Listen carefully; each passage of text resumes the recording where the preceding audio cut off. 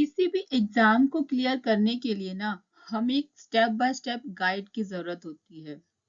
अगर हम यूं ही बुक्स पढ़ते रहेंगे तो हम किसी भी एग्जाम को क्रैक कर ही नहीं सकते।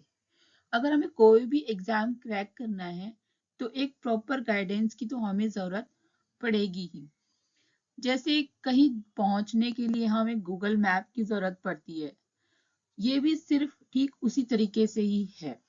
हमें कोई भी एग्जाम क्लियर करने के लिए एक रास्ता चूज करना ही पड़ता है, और वो रास्ता क्या है? एक स्टेप बाय स्टेप गाइड।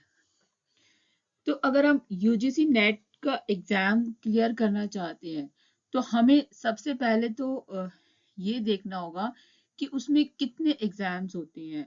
उसके बाद उसका सिलेबस देखना होगा और वो एग्जाम्स कितने घंटे के होते हैं।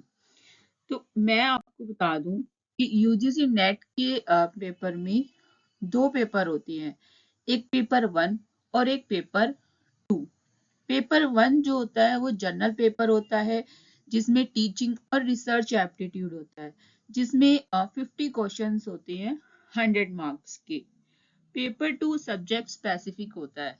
जैसे कि आपने इकोनॉमिक्स का पेपर देना है तो इसमें इकोनॉमिक्स से रिलेटेड क्वेश्चंस आएंगे। जो आपने मास्टर्स में इकोनॉमिक्स पढ़ी है उसमें से ऑब्जेक्टिव टाइप क्वेश्चंस होंगे, जिसमें 100 क्वेश्चंस होंगे और 200 मार्क्स का होगा। टोटल ये पेपर 300 मार्क्स का होता है।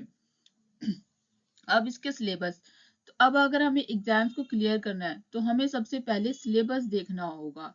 जो सिलेबस हमें यूजीसी नेट ने प्रोवाइड किया है उसी सिलेबस के बेस पे ही हमें ये पेपर क्लियर करना होता है। तो इसका जो सिलेबस है वो हमें कहाँ मिलेगा? जो यूजीसी नेट की ऑफिशियल वेबसाइट है वहां जाके अपना पेपर 1 का और जो पेपर 2 का जिस सब्जेक्ट में आपको पेपर देना है वो सिलेबस सबसे पहले डाउनलोड करें। उसके बाद उस सिलेबस को जहां बैठकर आप पढ़ते हो वहां सामने उसको पेस्ट कर दो, ताकि वो आपको डेली दिखाई दे। मतलब आपको पढ़ना नहीं है उस सिलेबस को कि डेली उसको पढ़ते रहो, सिर्फ आपको दिखना चाहिए कि ये सिलेबस है, ये इसके अंदर कंटेंट है, इतना उसमें दिखना चाहिए। उसके बाद क्या करना है? हमें मतलब एक डेली गोल्स मतलब सेट करना है कि हमें कितने घंटे पढ़ना है। 1 घंटा पढ़ना है, 2 घंटे पढ़ने हैं, 3 घंटे पढ़ना है या 4 घंटे पढ़ना है। ठीक है, उसी के अकॉर्डिंग अपने जो है डेली गोल्स एक छोटी सी ना डायरी बना लो, नोटबुक।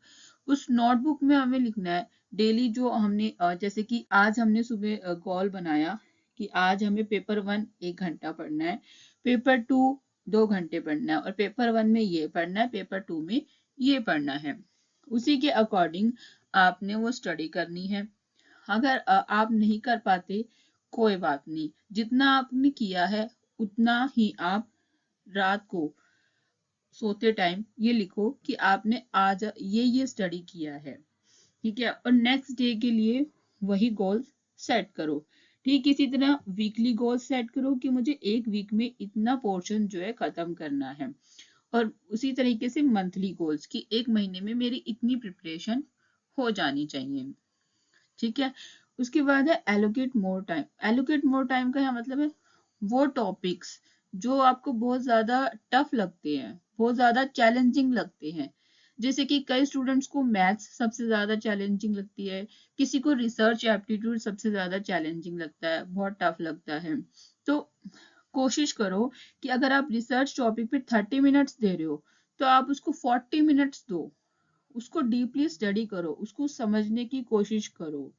ठीक है, उसके बाद क्या करना है? जैसे कि आपने डेली गोल बना लिया आज, जैसे कि आपने मतलब टीचिंग एप्टीट्यूड पढ़ा।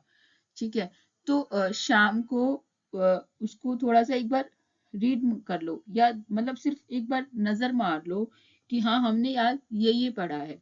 और फिर जब नेक्स्ट डे आप दूसरा टॉपिक स्टार्ट करने से पहले जो आपने पहले दिन पढ़ा था उसको दोबारा से एक बार एक रीडिंग कर लो, सिर्फ एक रीडिंग। उसके बाद एक हफ्ते बाद फिर से उसी चीज की एक बार रीडिंग कर लो, और फिर एक महीने बाद फिर से उस चीज की एक रीडिंग कर लो। और साथ में छोटे छोटे शॉर्ट नोट्स भी बना लो, ताकि आपको ध्यान रहे, वो चीज आपके माइंड में रहे। Focus on first paper. अब मैं फर्स्ट पेपर पे फोकस करने के लिए क्यों कह रही हूँ? मैं इसलिए कह रही हूँ क्योंकि जो पेपर 1 है वो इजी होता है और स्कोरिंग होता है, ठीक है, और इसमें हमें पता होता है कि एग्जाम में क्या क्या आना होता है। पेपर 2 में जो होता है वो बहुत ही वास्ट होता है। उसमें हमारे मतलब जो हमने पढ़ रखा होता है एम कॉम में या बी कॉम में या एम ए बी ए में, उसी में से आता है, लेकिन हमें एग्जैक्टली पता नहीं होता कि कहाँ से क्या आ जाए।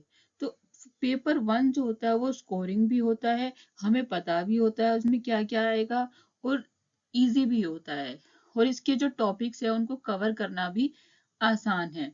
तो पेपर 1 को हम ऐसा बना लो कि हमारे 50 के 50 जो है सही हो, 50 के 50 क्वेश्चंस हमारे करेक्ट हो, 50 ना सही कम से कम 45 क्वेश्चंस हमारे सही हो। इससे क्या होगा कि हमारे जो चांसेस हैं पेपर क्लियर करने के वो इंक्रीज हो जाएंगे, ठीक है। और जो प्रीवियस क्वेश्चंस हैं उनकी प्रैक्टिस पे भी हमें ध्यान देना चाहिए कि हमें लास्ट ईयर या उस मतलब प्रीवियस 10 इयर्स में किस तरीके के क्वेश्चंस पूछे गए हैं। उसके बाद वही प्रीवियस ईयर्स के जो 10 इयर्स के जो पेपर्स है वो करना कंपलसरी है, वो तो करने ही है, मोस्ट इम्पोर्टेंट है, पेपर 1 के भी और पेपर 2 के भी। पिछले लास्ट 10 इयर्स के, अगर 10 इयर्स के नहीं कर पा रहे हो तो एटलीस्ट लास्ट 5 पेपर्स तो जरूर करने हैं, लास्ट 5 इयर्स के जितने भी पेपर्स है वो जरूर करने ही करने हैं। मतलब आप ये मान के चलो कि जो 30% पेपर है वो प्रीवियस पेपर्स में से ही आता है। रेगुलर मॉक टेस्ट, हमें मतलब रेगुलर जो है मॉक टेस्ट दे देना चाहिए। मॉक टेस्ट कैसे? जैसे कि एक हफ्ते में वीकली संडे को जो है वो फिक्स कर लो कि हमें संडे को मॉक टेस्ट देना ही है। पहले हमने मॉक टेस्ट दिया, मॉक टेस्ट देने के बाद उसको हमें एनालाइज करना है, फुल लेंथ का मॉक टेस्ट देना है। ये नहीं किया कि हमने आधा घंटा दे दिया फिर बैठ गया आराम से, फिर 1 घंटा फिर दे दिया, नहीं। 3 घंटे का पेपर है, 3 के 3 घंटे हमें बैठ के एग्जाम देना है। उसके बाद हमें उस पेपर को एनालाइज करना है, कौन सा क्वेश्चन हमने गलत किया, कौन सा सही किया।